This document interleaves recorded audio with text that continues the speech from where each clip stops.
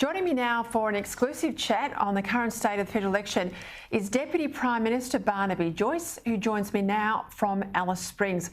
Well, welcome to Credlin, Barnaby. You're out in the Wombat Trail in the NT campaigning, of course, in the marginal seat of Lingiari, which I know the coalition's hoping to pick up from Labor. Give me a sense of the mood on the ground in the NT. I've tracked how often you and the Prime Minister are in the territory, not just Lingiari, of course, but also Solomon. Are you confident of either of these seats come Saturday? Well, we always leave that up to the voter, and we never tell the voter what they're going to do. Otherwise, don't show humility, they'll show you shock. So I think we've made a massive investment here, billions of dollars. It's going to be coming to the territory. It's whether you see it out there, Peter, Outback Way, about $1 billion going to that, and what we've already put in and what's coming. Sealed road from Townsville through to Perth, through the middle of Australia. Our third sealed road across our nation. Going up that way, up Tanami, from Alice Springs all the way to Halls Creek, up to the Pilbara. So in our nation, you'll be able to go from the northwest to the southeast, or the southwest to the northeast, or east to west, through this great part. That's real vision. Open up critical minerals, open up your Laverton Gold Precinct, move cattle. Tourism comes in here. Building a logistics centre in here for $160 million. So you're bringing a school today, helping out those kids, giving them some sense of formation, that they can get boarding facilities there. So, you know, someone do it real tough. It's not just about revenue, though, and that's incredibly important from export industries in regional Australia. It's also how we pay for it, how we as a country live within our means. The Coalition put out its budget costings today. There's a $1 billion improvement to the bottom line. Labor, on the other side, they're saying that they're not going to release their costings until later in the week. We already know they're promising higher deficits, and there's been a real accounting sleight of hand. They're saying that they're going to have billions of dollars in new spending, but it's going to be booked as off-budget expenditure. Now, you and I know that game of what's on budget and what's off budget. How does Labor get away with it? Well, they don't. That's the problem. I mean, they've got their Wheaties all over the table, haven't they? It is amateur hour. It started with Mr Albanese not knowing the cash rate, not knowing the inflation rate. Then they didn't know their own NDIS policy, had to be handed a sheet.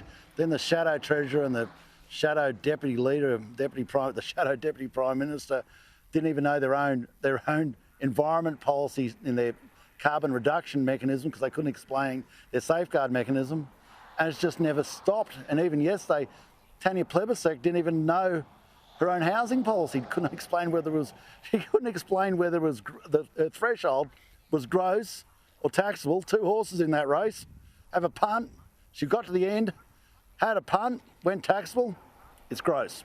And today, Mr Albanese running away from a speech, not delivering their own sort of finance figures. It is total amateur hour. And I think the Australian people are seeing it for amateur hour.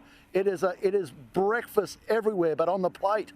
It's sad, actually. Can you imagine Bob Hawke running away from a press conference like that? But the problem, Barnaby, is you've got a deeply unpopular Prime Minister. You've got a deeply unpopular Prime Minister in this race against Anthony Albanese. He's uncooked. The Prime Minister is unpopular. That's what the polls are telling us. Now, you're out on the ground. Is the National Party going to save the coalition come Saturday night yet again? You did it very much in 2016. Are you going to hold your seats? Are you going to bring home the bacon?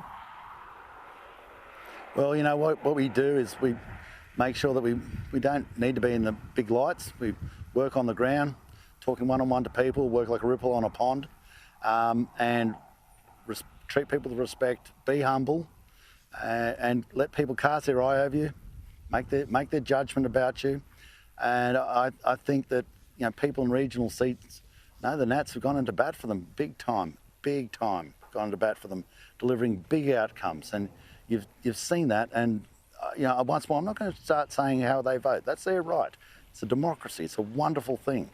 But, you know, whether it's delivery on health policies, whether it's delivery on universities expanding, whether it's delivery and security of people in the resources industry, in the coal mining jobs and the gas jobs, saying that we're not going to kick you to the curb, whether it's making sure that we've got the roads and the infrastructure in place. These things are important, and as much as you can, you try to explain it to people one-on-one, and although television is important, working one-on-one is that changes votes. Are you scared about the Clive Palmer vote across regional Australia, given how much money, how many millions he's spent in this campaign? Well, you know, Clive's entitled to that. I'm more annoyed by, this sort of ridiculous process of independence where they're Arthur, they're Martha, they could be supporting Labor, they could be supporting the Nationals and the Liberals. It's just, they believe that as long as everybody else sticks to a party block, the National and Liberals stick together, the Labor sticks together, then they're entitled to do this sort of roving commission. So, I mean, if we had 151 independents, the place would be farcical, would be a global laughing stock.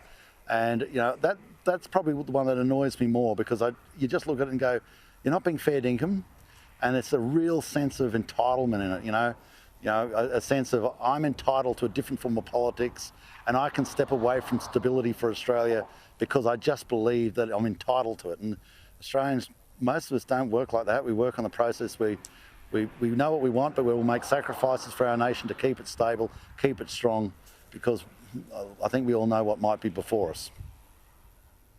All right, Barnaby Joyce, I know you've got commitments to keep tonight, but I really appreciate you joining my viewers from Alice Springs. Good luck with the next few days. Thank you. Thank you, Peter. Thank you, viewers.